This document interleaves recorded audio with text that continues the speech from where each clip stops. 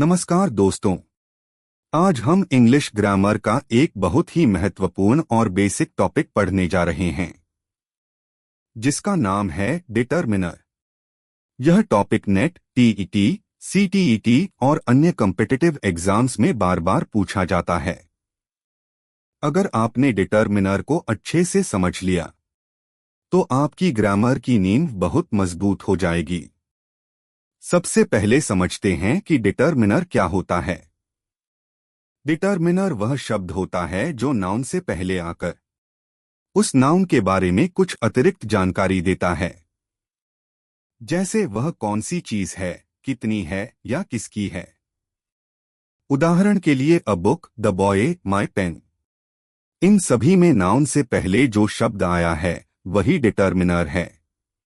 अब एक बहुत जरूरी नियम समझिए। डिटरमिनर की पोजीशन हमेशा नाउन से पहले होती है।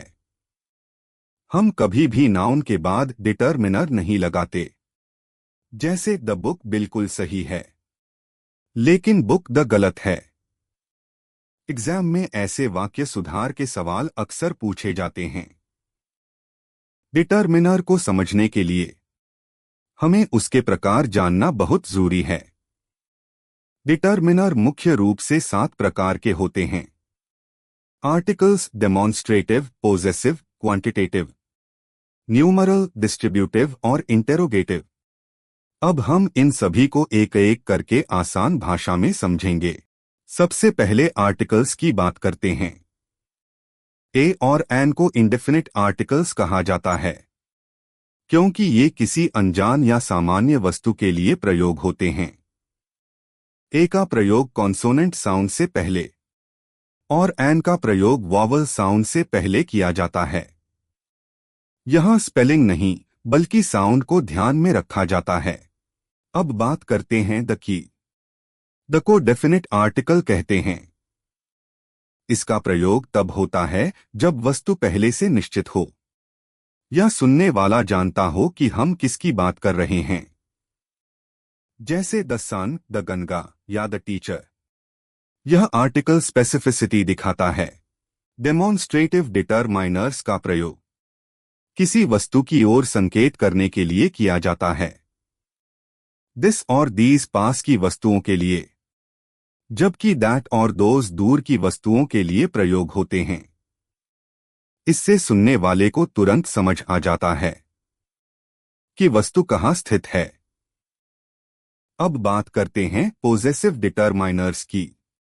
ये डिटरमिनर स्वामित्व बताते हैं, यानी कोई चीज किसकी है। जैसे माई बुक का मतलब मेरी किताब, हर बैग का मतलब उसका बैग। ध्यान रखें, एक नाउन के साथ 2 पोजेसिव डिटरमिनर कभी नहीं आते। क्वांटिटेटिव डिटरमाइनर्स मात्रा या संख्या बताते हैं। मैनी और फ्यू का प्रयोग काउंटेबल नाउन के साथ किया जाता है, जबकि मच और लिटिल अनकाउंटेबल नाउन के साथ प्रयोग होते हैं। सम और एनी का प्रयोग वाक्य के प्रकार पर निर्भर करता है। यह टॉपिक एग्जाम में बहुत बार पूछा जाता है। न्यूमरल डिटरमाइनर्स संख्या और क्रम बताते हैं। 1, 2, 3 जैसे शब्द गिनती बताते हैं, जबकि फर्स्ट, सेकंड, थर्ड जैसे शब्द क्रम बताते हैं। इनका प्रयोग नाउन से पहले किया जाता है और ये डिटरमिनर का काम करते हैं। डिस्ट्रीब्यूटिव डिटरमाइनर्स का प्रयोग एक एक करके या अलग अलग सदस्यों की बात करने के लिए किया जाता है। ईच का अर्थ हर एक, ईदर का अर्थ 2 में से कोई एक और नीदर का अर्थ 2 में से कोई नहीं होता है। इनका सही प्रयोग एग्जाम में बहुत महत्वपूर्ण है। इंटेरोगेटिव डिटरमाइनर्स का प्रयोग प्रश्न पूछने के लिए किया जाता है। विच, व्हाट और हुज ये शब्द नाउन से पहले आकर सवाल बनाते हैं। इनसे हमें चुनाव, पहचान और स्वामित्व की जानकारी मिलती है। अब एक बहुत जरूरी रूल याद रखिए। एक नाउन के साथ सिर्फ एक डिटरमिनर आता है।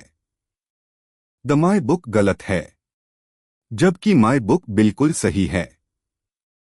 एग्जाम में इस रूल पर आधारित सवाल जरूर आते हैं। डिटर्मिनर और प्रोनाउन में अंतर समझना भी बहुत जरूरी है। डिटर्मिनर के बाद नाउन आता है, जबकि प्रोनाउन नाउन की जगह ले लेता है। जैसे माई बुक एक डिटर्मिनर का उदाहरण है और माइन एक प्रोनाउन का। अंत में हम कह सकते हैं कि डिटर्मिनर वह शब्द है जो नाउन से पहले आकर उसकी सीमा, मात्रा या पहचान बताता है। अगर आपने डिटर्मिनर अच्छे से समझ लिया तो इंग्लिश ग्रामर का एक बड़ा हिस्सा आपके लिए आसान हो जाएगा। आपका समय और ध्यान देने के लिए धन्यवाद। आशा है कि यह प्रस्तुति डिटर्मिनर विषय को समझने में सहायक रही होगी। यदि आपके कोई प्रश्न हो तो निसंकोच पूछें। शुभकामनाएं।